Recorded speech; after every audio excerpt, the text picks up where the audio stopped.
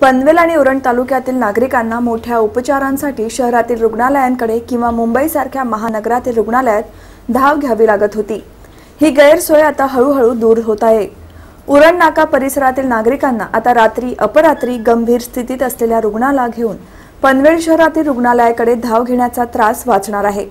कारण उरण नाका येथील रिद्धी सिद्धी प्लाझा इमारतीत असलेल्या पनवेल हॉस्पिटलमध्ये 52 बेडच्या सुविधेसह अत्याधुनिक सोयी सुविधांनी सुसज्ज अशी यंत्रसामग्री उभारण्यात आली असून अद्ययावत असे अतिदक्षता आयसीयू विभाग सुरू करण्यात आला आहे।